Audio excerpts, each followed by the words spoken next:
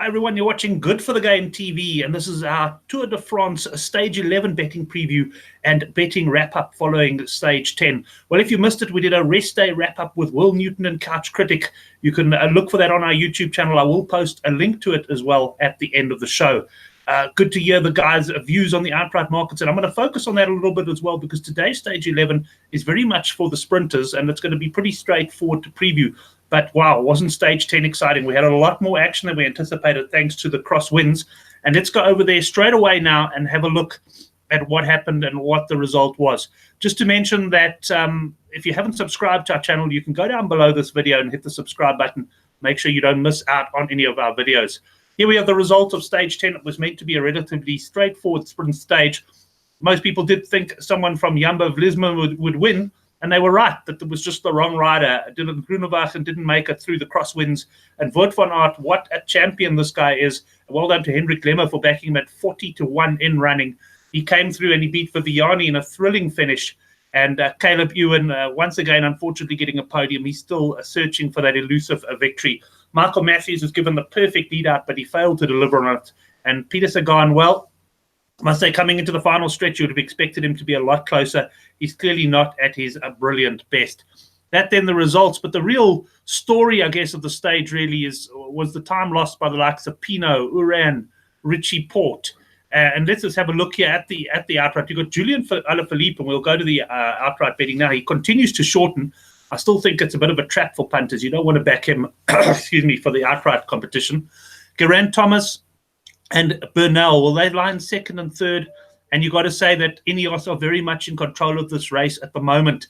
Let's just hope, for the sake of the race, that they both show a bit of weakness, because otherwise we're going to be in for a bit of a dour encounter with Kwiatkowski and the boys just tapping out tempo at the front of the peloton and controlling all attacks. There is, unfortunately, every chance that we are reaching that stage in the Tour de France. Kruijswijk, well, he's still in contention there. He's just behind them.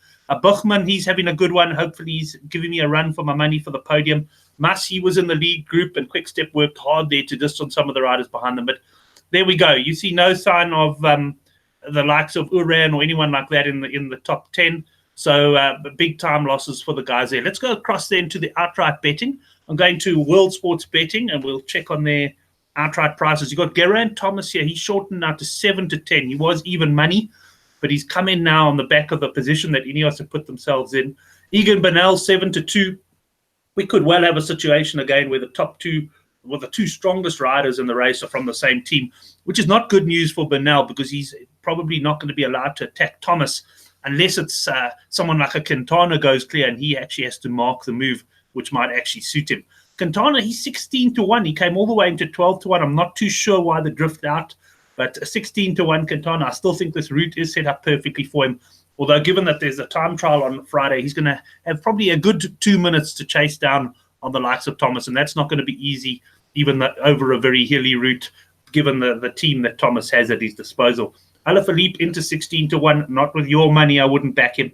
Kruijswijk 20s, Pinot 20. Pinot's not out of it. He had a bit of an edge on Thomas before he lost the 1 minute 40 seconds. So he's still there.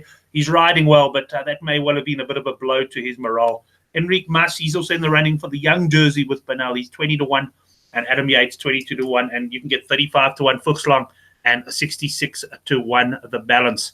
That then the outright betting. I do want to have a look at another market on World Sports Betting. I haven't seen this with any other bookmakers. I'm sure maybe a couple have priced it up. Points classification without Peter Sagan. Now let's just have a look quickly at the points standings. Sagan, of course, he's miles ahead on 229 points. Michael Matthews 167, Viviani 153, Sonny Colbrelli 151. Now there's some interesting betting here because they've taken Sagan out, so you don't have to worry about him, because let's face it, he's got this home and hosed unless he falls off his bike. And here we got Michael Matthews 5-6, Viviani 11-10. And Sonny Colbrelli 9-1. I won't run through all of the others, but I do think that Michael Matthews rates a cracking bet here at 5-6. And one of the reasons is in Will Newton's preview, he actually points out, and I'll just click to that on Twitter. You can find him at Inside Peloton 96 or the hashtag preview time. And you can go to his preview, click on it, and he basically previews the whole stage underneath. Excellently done. But one of the points he does mention is that some of the sprinters may not be looking to complete this Tour de France. There's a lot of mountains coming now. and they've almost got to wait until the bitter end for their sprint in Paris. And the likes of Elie Viviani may well pack it in and say, right, that's it, boys.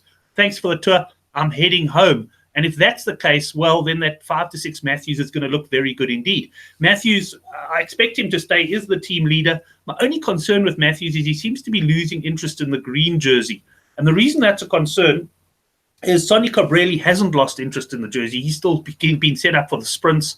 And my concern is just that because Matthews is not, I mean, he's obviously not trying to win the market without Sagan. And because he might give up on that, we might find a situation where Colbrelli picks up points along the way and he doesn't. I think there's value in both of those, the 5 to 6 Matthews and the 9 to 1 Colbrelli. But in the end of the day, I'm putting my head down. I'm going for Matthews at 5 to 6. You'll see I cover that in my final bets as well. I think that's a cracking bet. And kudos to World Sports Betting there for coming out with that market. So let's have a look at the stage 11 now. I'm going to go first to the profile. You can see a couple of lumps in the stage. But this is very much set up for a sprint finish. There's no real sign of crosswinds. And Will, in his preview, well, he reckons it's going to come down probably to Groenewegen and Viviani, both of which he feels may well pack it in after this stage. So going to be very interesting to see that. And it's hard to disagree with him there. I really do think this will be a sprint finish. It looks perfectly set up for someone with a long, strong lead-out train. And that is exactly what Dylan Groenewegen has. He has the likes of Tienersen and Wout van Aert, who can bring him there. You got Martin, who can do hard work as well. They really are a top team. And let's go and have a look. I'll stick with World Sports Betting, and one of the reasons I want to stick with them is they got a nice special if you back the winner in the stage. So if you back Dylan Groenewegen and he runs second, you get your money back as a free bet, and that's pretty handy, particularly in a stage like this, because this is a pretty predictable stage, and we can never be sure of anything in the Tour de France, but I'm 98% sure this will come down to a sprint.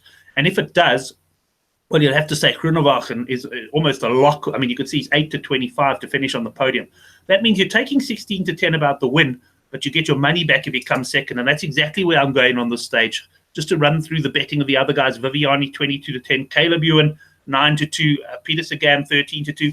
Christoph, he could be worth a podium play here at 7 to 2. He's 18 to 1 for the stage win. And then his very promising teammate, 25 to 1, Philipsen, and 5 to 1 a place. Wout van Aert, well, the chances are once again he won't be going for the stage win unless something happens to Groenewegen. And you'll see him shorten dramatically in the betting if something did happen. But ultimately, he's there to lead him out. Michael Matthews just hasn't shown the top line speed to really compete here. And where was Sonny Colbrelli? Yes, Sonny Colbrelli there at 33 to 1. So I'm just really looking for Matthews, hopefully, to finish ahead of Colbrelli and banking on the fact that Viviani's going out. Let's go to my bets then. I'm on the Good for the Game forum. I'll put a link down below that you can go and follow the guys' bets. There are going to be bets up there. We've got 5 or 6 regular punters who post. I'm going 2 units Groenewegen at 16 to 10 for the win with WSB. Money back in free bets if he finishes second. Now, I'm going to just stop sharing for a second and go and have a look, and I'll just show you that promo of WSB. I think it's a very good one. Let's see if I can find it here. I'm battling with the old. I'm battling with the share option there, so I'm going to cancel that, and I'm going to go and have another look at my bets on the Good for the Game website. Let's have a look at that. And here we have 2 units Groenewegen win at 16 to 10 at WSB. Money back in free bets if he finishes second. So that applies to all of the stages going forward, but I'm particularly enjoy this one when it comes to the sprinter stages. And here I am. I'm having a bit of a go. 5 units Matthews green jersey without Peter Sagan at 5 to 6 at WSB. See the video for reasoning. That's for people to go on the forum. I will post the link to the video below. And just to mention, I'm also going to look at the King of the Mountains jersey tonight. I'll post any bets here in the forum and also cover them on tomorrow's video. That then is our Tour de France Stage 11 preview. Today's stage may not be that exciting, but we're set up for a thrilling few days. We're going to have the time trial on Friday. We got climbs tomorrow, and then we go into 3 of absolutely brutal stages in a row, Saturday, Sunday, Monday. It's going to be quite exceptional, and can't wait for that action to get going. Once again, if you haven't subscribed, please do so. Look out for our other shows if you're into your rugby, into your golf. I will put a link up to our Open Championship preview as well. Thanks very much and enjoy Stage 11.